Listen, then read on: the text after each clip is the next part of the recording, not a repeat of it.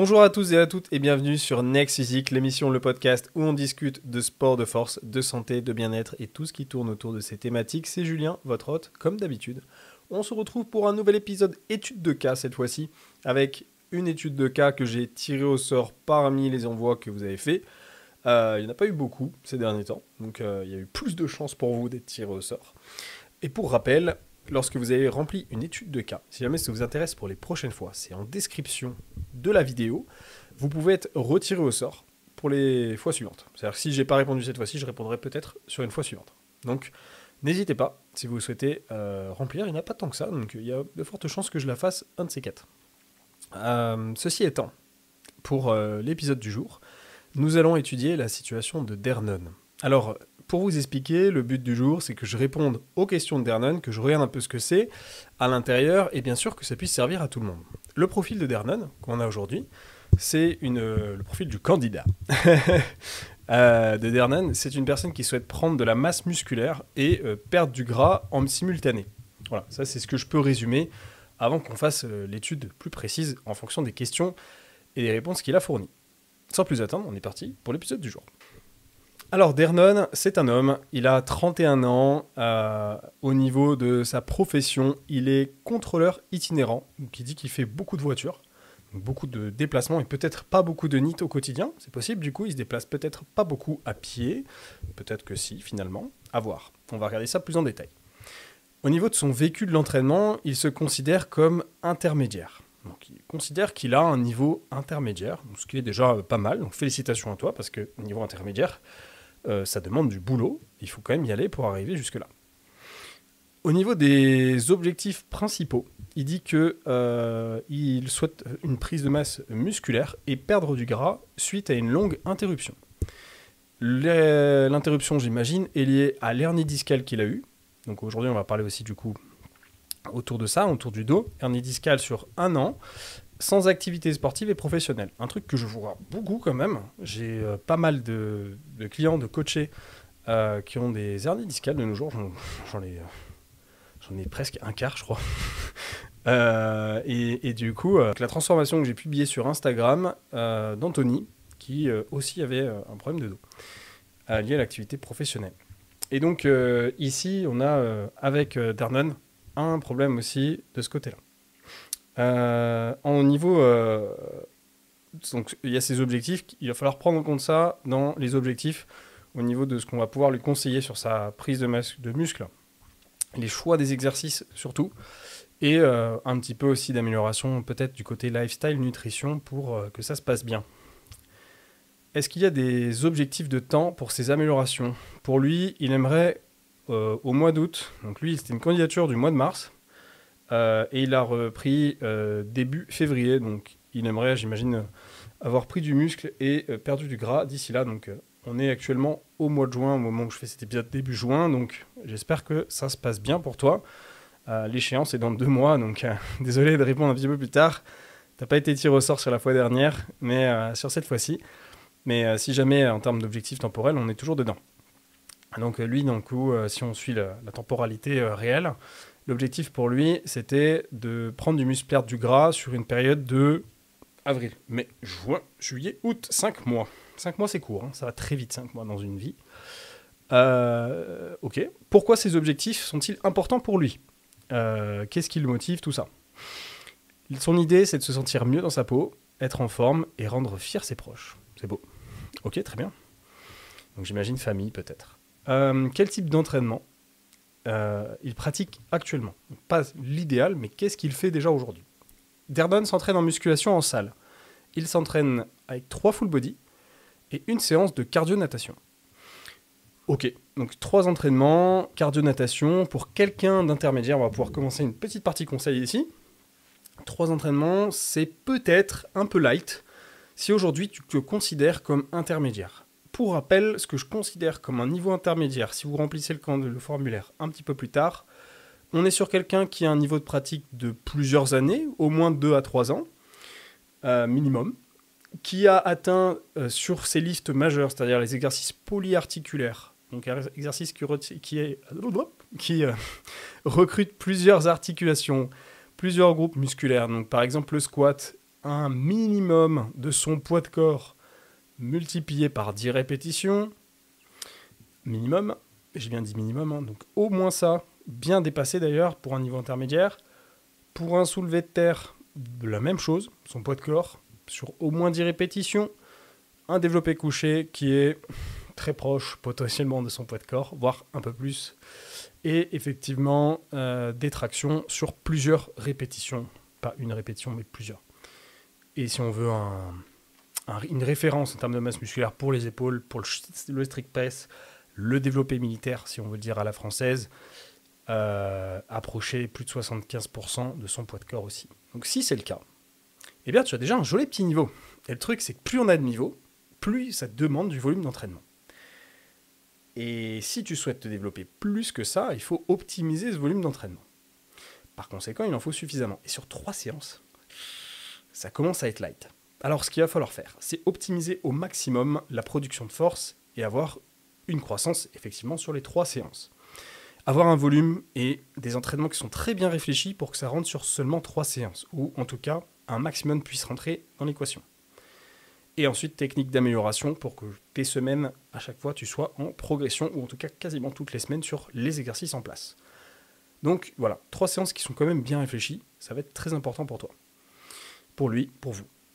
Dans ces situations-là, si on veut rester sur 3 séances par semaine, et qu'on a un objectif de prise de masse musculaire optimisé, il va falloir que ça soit très bien réfléchi.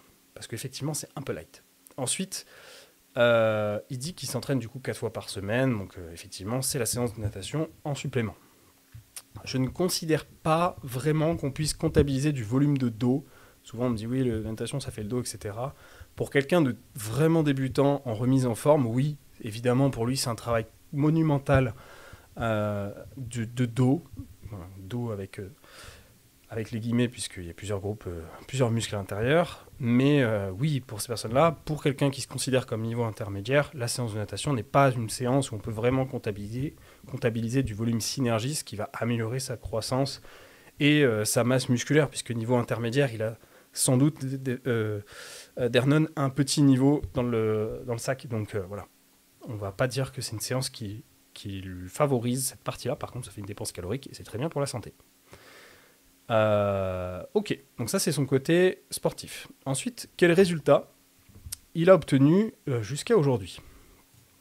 Sur ce côté-là, il dit qu'il n'a pas de perte de poids, donc au moment où il avait rempli le questionnaire, mais une légère prise de masse musculaire et perte de gras. Bon, c'est déjà pas mal, et c'est la première marche. Souvent, quand on démarre une remise en forme, eh bien effectivement, la première étape, c'est qu'on va perdre tout d'abord du gras, mais sans forcément perdre de poids, puisqu'on a aussi de la croissance musculaire, ce qui fait que ça s'équilibre un peu, et le poids n'est pas vraiment l'indicateur qui nous intéresse le plus lorsqu'on démarre. Souvent, on n'a même pas besoin de démarrer en déficit calorique, on peut tout simplement utiliser des calories de maintenance, et réussir à changer de physique, sans forcément tout de suite démarrer avec une diminution des calories. Donc c'est très certainement ce qui s'est passé pour monsieur. Question suivante, quelles difficultés il rencontre actuellement? Problème de progression, blessure, manque de motivation. Et de ce côté-là, qu'est-ce qu'il a? Il dit qu'il pense que son alimentation peut être améliorée. Très bien, ça sera aussi bénéfique potentiellement pour la gestion de tes blessures.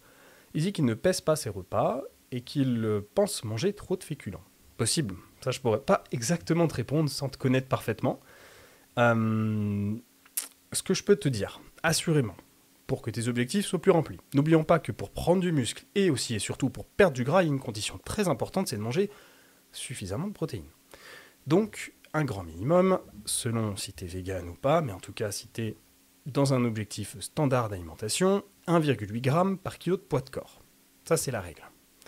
Pour ces protéines, c'est minimum ça par jour. Ensuite, il va falloir effectivement peut-être que tu rentres en déficit calorique après la première étape que j'ai citée juste avant. Donc la première étape, recomposition corporelle. Et effectivement, pour qu'on mette plus de chances de notre côté au niveau micro-alimentation, supplémentation, pour des problèmes physiques, d'intégrité ou tout simplement articulaires osseux, eh bien, on va pouvoir jouer sur quoi? On va pouvoir jouer sur potentiellement le collagène si on a un régime potentiellement carencé sur cette partie-là, c'est-à-dire pas forcément régime complet vegan, mais pour quelqu'un qui mange de manière plutôt complète, si vous mangez souvent des abats ou du cartilage ou la peau du poulet, vous pouvez avoir une quantité de collagène quand même significative. Et donc au final, la supplémentation n'est pas la priorité. Il y a autre chose à faire qui peut être plus intéressant, c'est la glycine, précurseur du collagène. Et aujourd'hui, le collagène, à l'étude scientifique, n'a pas vraiment fait ses preuves, à part sur les peaux, les cheveux et surtout en apport topique. Donc potentiellement, réfléchir à peut-être manger du poulet avec sa peau. Voilà. Je vous donne l'astuce qui me fait chier un peu.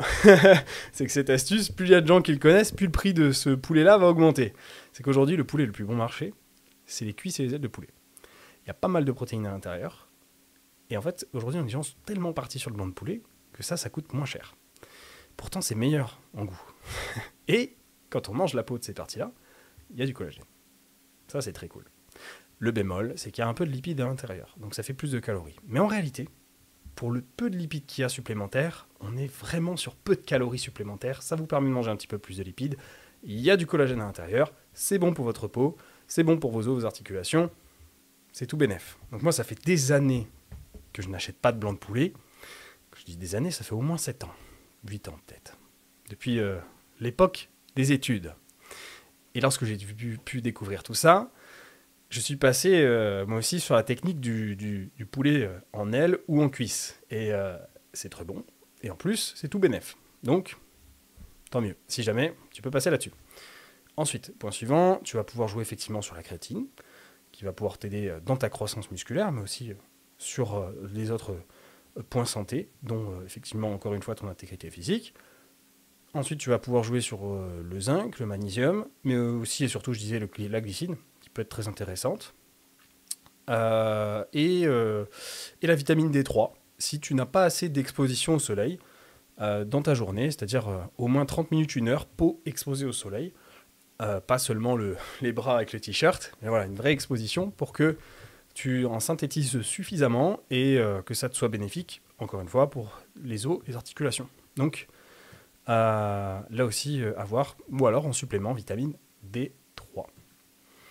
Voilà, ça c'est pour le côté alimentation, les trucs que je pouvais dire tout de suite pour l'objectif de notre cher Dernon. Point suivant, c'est est-ce qu'il a un programme de nutrition spécifique ? Il nous disait non, rééquilibrage alimentaire. Bingo, c'est ce que j'avais dit tout à l'heure, je pensais qu'il était en rééquilibrage alimentaire, et c'est exactement ça qu'on a pu voir. Quelle est la routine alimentaire actuelle ? Il a 3 repas, matin, midi et soir. Une collation légère en après-midi. Bon, écoute, c'est bien réparti. Ok, pourquoi pas. Complément, il prend de la whey. Ok, donc il apporte plus de protéines avec la whey. Très bien, bonne initiative. Créatine, bonne initiative. Pour potentiellement... je l'ai juste après, c'est 93 kg pour 1m85 pour monsieur. Oui, la créatine, 5 grammes par jour. Au niveau de ces protes, on va pouvoir calculer tout de suite. Donc on a dit 1,8 g minimum par kilo de poids de corps. Donc si tu fais toujours 93 kg à l'heure d'aujourd'hui, c'est derrière la caméra. Surprise, j'ai pas la quantité, j'ai pas l'addition. Ceux qui ont fait le calcul, vous êtes forts.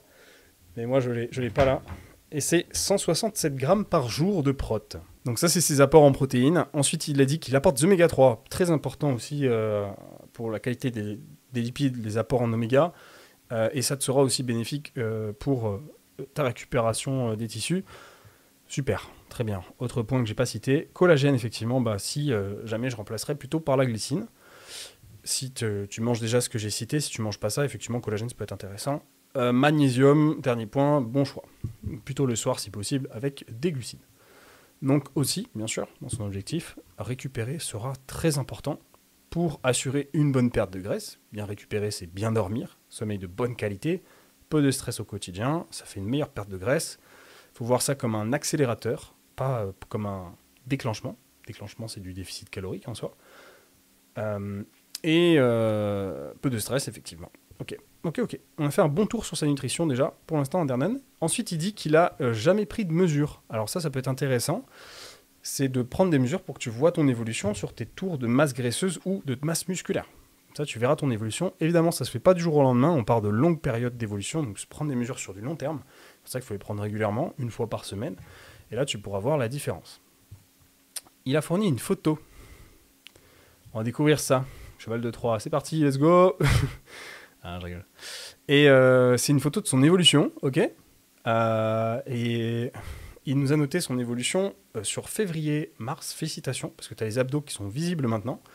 Je fournirai la photo pour le podcast, parce qu'on ne le voit pas, donc super. Et du coup, on voit aussi les cuisses qui se définissent un petit peu plus. On peut voir les chefs de quadriceps qui commencent à apparaître. On voit que les mollets ont potentiellement pris, c'est peut-être l'angle de la vidéo, de la photo, ceci dit. On peut voir qu'il a moins de peau au niveau des plis des aisselles, donc il a perdu du gras aussi sur cette partie-là. Les pecs peut-être un petit peu plus développés, voire que la photo est un petit peu plus zoomée, donc ça nous paraît un petit peu plus important. Mais bon, c'est relativement équilibré. Il a visiblement, en tout cas c'est peut-être dans la façon de se poser, mais dans les deux photos c'est le cas, une épaule qui est plus haute que l'autre. Il faudra aussi noter ça dans la structure des entraînements, la réflexion peut-être d'un travail plutôt unilatéral qu'un travail bilatéral. Ça sera un petit peu plus intéressant. Voilà. Ok, ça marche. Merci pour ton assiduité et le fait que tu aies fourni ceci. Il dort 7 heures par nuit. Voilà. Ça peut effectivement être un peu light. Ça peut être léger. Et du coup, peut-être que tu auras de meilleurs résultats avec un peu plus. Voilà, on ne connaît pas la personne, mais c'est possible. Son sommeil est de qualité moyenne, il dit. Alors ça, du coup, il vaut mieux avoir un 7 heures, mais qui soit de bonne qualité. Donc, à voir ce que tu peux améliorer. Bon, aujourd'hui, on est sur la saison d'été. Qu'est-ce que vous pouvez améliorer pour votre sommeil? Potentiellement, la température de la pièce. La température idéale, c'est 18 degrés. Ou moins. Mais, globalement, ce n'est pas dépasser cette température-là. Donc, rafraîchir votre pièce avant d'aller dormir, par exemple, pour assurer qu'elle soit plus fraîche. Pas trop de couettes, etc., pour rester dans une température de sommeil dans ces alentours-là. Évidemment, pas trop de bruit. Vous utilisez des boules caisses ou un système pour moins entendre le bruit. Et enfin, dernier point, qui va aussi améliorer la qualité du sommeil en interne, ça va être la pénombre, donc avoir peu de lumière. On dort aussi beaucoup mieux là-dessous. Et vous allez pouvoir aussi améliorer évidemment d'autres points sur votre sommeil ou autour du sommeil en fonction de votre qualité d'endormissement. Donc le magnésium par exemple, on l'a cité tout à l'heure, qui était intéressant pour son objectif, mais aussi le magnésium du coup qui favorise l'endormissement. Et potentiellement complément alimentaire pour améliorer directement le stress, comme la mélatonine. Chez NutriPure, on a par exemple le Pure Sommeil qui comporte mélatonine plus valériane, et ça c'est aussi intéressant pour améliorer la qualité du sommeil. Moi j'en prends, et ça me permet, en fonction de mon ressenti, certains jours je suis plus fatigué que d'autres, ok, je vais en prendre peut-être 2 gélules ou une seule gélule si voilà, j'en ressens un petit peu le besoin, et pas de gélule si j'en ressens pas le besoin. Voilà, ça met un petit peu plus de chance de notre côté, ça permet de mieux dormir, et mieux dormir c'est littéralement tous les objectifs qui s'améliorent. Donc mieux dormir c'est genre littéralement la base. Donc si jamais vous dormez mieux, en fait tout s'améliore. On perd plus de gras, on construit plus de muscles, on a plus de force, et notre santé, dans tous les sens du terme, va mieux. Donc dormir c'est très important. Donc là, Dernon, pour l'instant, de tout ce que j'ai vu, c'est le point que tu dois travailler. As-tu des stratégies de récupération? Est-ce qu'il utilise des trucs particuliers, stretching, massage, sauna et méditation, etc. Non. Peut-être méditer ou en tout cas respirer, travailler un peu sa respiration avant d'aller dormir. Comment il se sent en général par rapport à sa progression? Il dit qu'il est plutôt satisfait sur les 2 mois, donc je comprends, tu as bien évolué pour l'instant. Quelles sont les principales sources de motivation? Mon fils, il nous parlait de ses proches tout à l'heure, donc on est là. Et son reflet dans le miroir. Quelles sont les habitudes qui freinent son avancée? Il dit qu'il pense que c'est le stress. Il dit qu'au niveau du stress, il se sent un peu irritable en ce moment. Et donc, par conséquent, ce qu'il peut améliorer directement, c'est peut-être voir les sources de stress. Alors, s'il n'y a pas des choses que tu peux améliorer directement pour gérer ton stress. Sinon, écoute, ce que je te conseille, effectivement, méditation, souffle. Ça permet de bien d'apprendre à se poser et du coup descendre la cadence et en tout cas mieux se gérer et mieux gérer les événements. Par exemple, il y a des moments où potentiellement tu peux être stressé et du coup apprendre à souffler, à vider ces pensées négatives, c'est littéralement ça. Ça paraît très gourou, mais la méditation, c'est quelque chose qu'on a beaucoup étudié sur le terrain scientifique et qui a bien fait ses preuves. Donc je conseille fortement. Et une fois que vous avez appris à le faire, l'avantage c'est que vous n'aurez plus jamais à l'apprendre et vous pourrez l'utiliser en toute situation, à un moment où tu as peut-être besoin de souffler, vider tes pensées, et franchement ça fait une différence énorme. Au-delà de la mécanique pour vider tout ça, Tu peux aussi potentiellement te supplémenter en ashwagandha. L'ashwagandha qui va aussi agir, ça dépend des gens, il y en a, ça n'agit pas dans le même sens, pour réduire le stress, ou d'autres, ça les réveille un peu. Voilà. Mais globalement, ça peut se tester, il y a de bons retours là-dessus pour réduction du stress. On a parlé du sommeil tout à l'heure, et globalement, après, ça va être de l'action concrète sur les éléments qui peuvent te stresser. Dernier point, pas des moindres, qui augmente les niveaux de stress, c'est la consommation de caféine, tout simplement, hein, sous toutes ses formes, café, Monster, énergisant, voilà, thé, matcha. Tout ça va augmenter les niveaux de cortisol, et donc par conséquent, tu seras encore plus stressé, plus irritable. Donc attention aussi à ta consommation de ce côté-là. Déjà, plus important, c'est que ça soit écarté à plus de 9 heures de l'heure du sommeil. Et ensuite, si c'est quotidien, voire plus que quotidien, c'est-à-dire plusieurs fois par jour, bah oui, évidemment, tu vas monter ton stress. Donc attention aussi à réduire ça, voire à l'enlever complètement. Comment optimiser? Donc ça, c'est les questions qu'ils nous posent. Comment gérer son stress? Bah, en fait, je viens d'y répondre du coup. Ils nous demandaient aussi, Dernan nous demandait comment optimiser les séances pour ne pas perdre trop de temps quand on a un emploi du temps chargé. Ok, donc c'est ce qu'on disait tout à l'heure, hein, il n'a que 3 séances, il faut qu'il fasse ton travail, il faut qu'elles soient concrètes. Alors, les techniques que tu peux utiliser pour améliorer tes séances. Déjà, c'est utiliser des supersets et des trisets. C'est-à-dire 2 exercices qui sont enchaînés l'un après l'autre. Ce qui fait que quand j'ai terminé un exercice, je reviens sur l'autre, etc., etc. Boucle de 2 exercices. Tu peux faire aussi une boucle de 3 exercices, un triset. Si tu n'as vraiment pas le choix, quadriset pour 4 exercices, qui est en soi un circuit, où tu vas revenir à chaque fois sur les autres exercices, pour que tout simplement un muscle ou des muscles soient en repos pendant qu'un autre est en train de travailler. Ce qui est beaucoup plus intéressant à utiliser dans ce type de situation, ce que je te conseille, c'est les supersets antagonistes, c'est-à-dire muscles opposés. Lorsque l'un travaille, l'autre est en repos. Donc par exemple, antagoniste, on va retrouver les pecs et le dos, opposés. Ça c'est très intéressant à combiner. On a un système d'élasticité qui améliore un petit peu la production de force, tout du moins au minimum, qui améliore les gains de temps. Donc ça permet de ne pas avoir un moment de temps mort où tu es en train de regarder le plafond, et ça permet tout simplement d'aller beaucoup plus vite. J'ai quasiment toujours organisé mes entraînements personnels en superset, parce que je n'aime pas rester trop longtemps à la salle de sport, je perds de la motivation. Moi j'ai besoin que ça soit concret. Donc ça c'est des formats que j'aime énormément en termes de stimulation. Moi, je suis venu pour aller tabasser, et je déteste regarder les plafonds. Donc quand je dois travailler de la force, je peux vous dire que c'est pas les moments que j'aime dans l'entraînement. C'est trop long. et ça, c'est un truc que j'ai beaucoup utilisé pour ma progression, afin de me stimuler. Mais après, ça s'utilise effectivement beaucoup pour bénéficier du gain de temps, parce que c'est le but principal à la base. Donc ça, déjà, c'est très important que ça soit le cas sur tes entraînements. C'est ces systèmes-là qui vont te permettre de gagner du temps. Et surtout, du coup, de caler un maximum de volume par rapport à ton niveau. En ce qui concerne le volume, j'en ai parlé plusieurs fois aujourd'hui, mais j'ai un guide qui est gratuit qui vous permet de déterminer votre volume. Déjà, d'apprendre ce que c'est, donc de bien comprendre les notions du volume, d'entraînement. Et vous allez retrouver ça en description de la vidéo.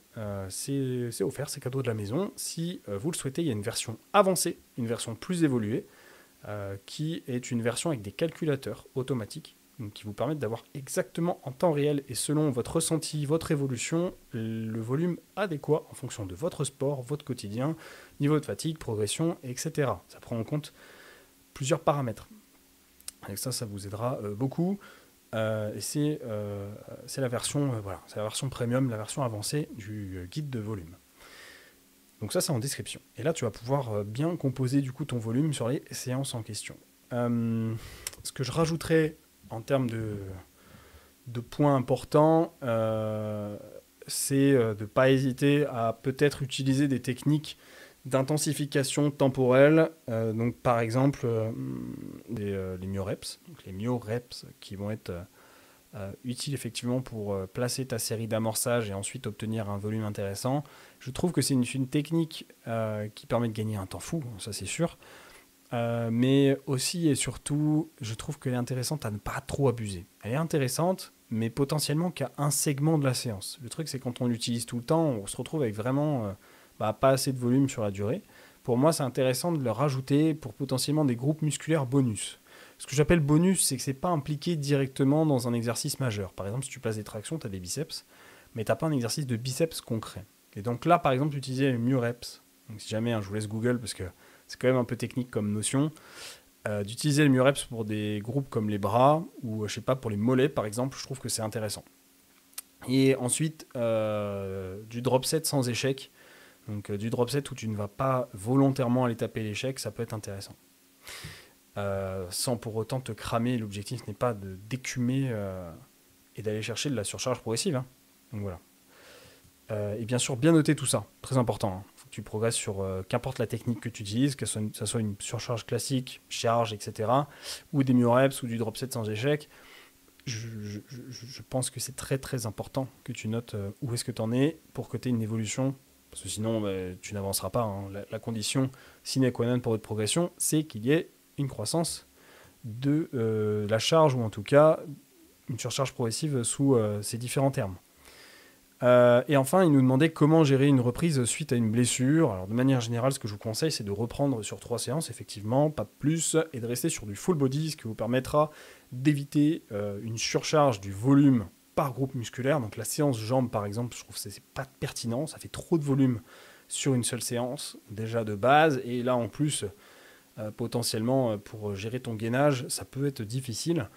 Je te conseille d'étaler sur la semaine et effectivement ne pas surcharger les zones pour éviter que le gainage soit trop complexe après. Tu as quand même un souci effectivement sur hernie discale, donc je t'invite à effectivement prendre ton temps, c'est littéralement ça, sur la répartition de tes entraînements de la semaine.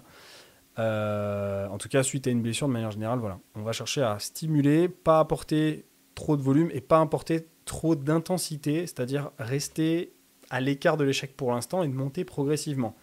Faire une première semaine d'amorce avec un RPE, donc c'est-à-dire un écart à l'échec musculaire, des répétitions de réserve, c'est-à-dire je ne vais pas au bout. Je ne me dis pas, voilà, je ne peux pas en faire une de plus. Là, je pourrais me dire, ok, je peux peut-être en faire 4, 5 de plus. Et après, la semaine d'après, je vais me dire, ok, je peux peut-être en faire 3 de plus. Et la semaine d'après, je termine mes séries, et là, je me dis, ok, là, j'aurais peut-être pu faire une répétition de plus. Et à la fin, 4e semaine, là, je travaille proche de l'échec. J'ai eu le temps de m'y habituer. Et comme ça, on évite une bêtise. Point suivant, autre information qu'il souhaitait partager. Dernan nous ajoute qu'il vient de découvrir le podcast, très intéressant, continue comme ça. Merci. Et si je vous ai appris des choses comme d'habitude, n'hésitez surtout pas à nous aider dans le podcast, puisque nous, c'est notre métier, avec Romain au montage, donc... qui en vit directement, donc ça nous permet de tenir un podcast comme ça, de qualité, et de continuer à faire des épisodes où on peut vous aider aussi en échange. Voilà, c'est notre petit échange de valeur. Si vous pouvez nous aider en échange, c'est très cool. Donc voilà, si vous avez des points à partager peut-être autour de l'expérience de Dernan, et si cet épisode a pu vous aider, n'hésitez surtout pas à l'aider en retour. Pour autre point que j'aurais peut-être pu réfléchir, c'est aussi en termes d'entraînement pour Dernan au niveau de la zone lombaire, pour vous potentiellement aussi, c'est de réfléchir à effectivement ne pas surcharger les lombaires dans la répartition des entraînements, donc d'utiliser évidemment des exercices qui recrutent la zone. Si on écarte le problème va être pire, parce qu'on aura des groupes musculaires qui vont être développés et qu'on n'aura pas la structure pour supporter effectivement la masse musculaire, pour supporter le travail. Le tronc, c'est la base d'un corps humain. Il faut que le tronc soit solide. Abdos et aussi derrière. Un dos solide. Mais pas que le haut du dos. Il faut aussi que le bas du dos il sache supporter tout ça. Des bons fessiers aussi pour une bonne structure. Désolé pour les objectifs des fois de bodybuilding qui peuvent des fois être en effet différents de cette structure-là. Mais le tronc, c'est la base de votre structure. Et donc, pour les problèmes effectivement comme cela, je vous recommande d'avoir un travail lombaire, mais pas non plus un travail qui soit surchargé. Donc l'exercice polyarticulaire est intéressant, oui, mais pas tout le temps et trop souvent, de manière trop importante sur une séance. Voilà, il faut qu'il y en ait, pas non plus de trop. Donc, par exemple, on va éviter de faire un squat, plus un soulevé de terre dans la même séance, plus un rowing à la barre lourde, où on est penché en avant, plus, voilà, déjà là on est sur du trop, là c'est trop, ça fait trop de travail. Ça, il faut le répartir sur la semaine, sur plusieurs séances. Évite par exemple de squatter et de faire aussi ton soulevé de terre sur la même séance. Va étaler ça sur 2 séances. Utilise des exercices du coup évidemment qui recrutent aussi la zone sur un jour unique où tu vas pas faire un autre exercice. qui utilise ça. Donc je pense que ça peut être intéressant de se dire, il y a un jour effectivement de RDL, donc de soulevé de terre jambes quasi tendues, soulevé de terre roumain, et ensuite une séance où tu vas potentiellement avoir un relevé lombaire ou un autre exercice dérivé qui va te permettre aussi de recruter la zone. C'est pas marrant, ça fait mal comme genre d'exercice, mais le problème c'est que quand on écarte ces exercices-là, qu'on les fait pas, la situation ne peut que s'empirer. Il faut absolument les faire en intégrité, que ça vous convienne, bien sûr, mais il faut les faire. Et peut-être à un autre moment donné, un exercice qui sera plus sur un travail de bas du corps, qui permet aussi une bonne implication des fessiers, je pense au squat, mais ça peut être aussi un hip thrust aussi, ça va être intéressant. Et potentiellement c'est sûr, un bon recrutement du dos autre que lombaire, donc les trapèzes, le grand dorsal, etc. Voilà, j'espère que cet épisode vous a plu, que ça a pu potentiellement vous donner des idées, des conseils qui vous seront utiles de votre côté. Comme d'habitude, merci pour l'aide que vous apportez sur le podcast. On se retrouve pour un prochain épisode au mois de juin, d'ici le lundi suivant. Voilà. Et sans trop vous spoiler, je vais vous dire de quoi il s'agit tout de suite. Et le prochain épisode sera un épisode concret de stratégie d'amélioration pour ceux qui ont des entraînements plus hybrides, donc pas que de la force masse musculaire, on travaillera un petit peu aussi le reste. Évidemment, je vais vous parler de mes 1 an de CrossFit et de tous les conseils que j'en retire, mais là on parlera des stratégies d'amélioration pour les entraînements notamment, pour être une personne qui s'entraîne de manière plutôt hybride. Donc je vous parlerai un petit peu de tout ça et de tout ce que je peux conseiller potentiellement dans ce prochain épisode. On se retrouve la prochaine fois. Merci pour votre écoute. C'était Julien. Hey! Tu as bien écouté ce podcast? J'espère qu'il t'a plu. C'est Julien, je suis créateur du podcast Next Physique, mais aussi coach depuis de nombreuses années. Avec un bon développement depuis 5 ans maintenant, j'ai pu aider des centaines de personnes à se transformer physiquement, mentalement et devenir la meilleure version d'eux-mêmes. À l'origine, je dirigeais une équipe qui s'appelle MFT, Misfit Tidings. On souhaitait réunir les meilleurs conseils et spécialistes afin d'obtenir un quotidien optimisé et devenir un vrai athlète à sa façon. Et c'est pour ça que je vous appelle les athlètes en fait. Mais tout ça sans être frustré avec son sport. C'est vraiment quelque chose d'important pour moi et j'imagine pour vous aussi. Avec un quotidien optimisé, vous pouvez faire votre vie tout simplement, gérer votre diète avec plaisir et désormais, je suis devenu un peu un expert en la matière. Next Physique s'inscrit dans la lignée de l'esprit de ce coaching. Je souhaite le meilleur pour chacun de mes élèves afin que vous puissiez gérer vos PR, votre vraie surcharge progressive et ainsi atteindre votre Next Physique. Car c'est un suivi, donc je suis présent tous les jours pour assurer la meilleure évolution possible de la personne et c'est pour ça que j'ai décidé à l'initial de faire du coaching en ligne et pas en salle. Oubliez les diètes sans cookies, oubliez les exos qui changent à gogo chaque semaine parce que c'est du marketing. Ici, on va progresser sur les exercices et bien sûr des exos qui vous plaisent et qui rentrent dans votre emploi du temps, votre salle de sport et son agencement. C'est un tandem, ça se passe entre vous et moi pour construire une équipe qui avance ensemble. Je vous prépare le terrain, j'assure vos arrières et vous faites le job à l'intérieur du terrain. Les coachings sont sur réservation. Si tu écoutes ce podcast, c'est que tu es intéressé par l'optimisation de tes résultats et je suis sûr qu'on ira du coup loin ensemble. Contacte-moi directement sur Instagram pour qu'on en discute et qu'on regarde mes disponibilités de réservation ou qu'on s'appelle tout simplement si tu veux qu'on en discute. Plus d'informations sur le suivi en lien en description.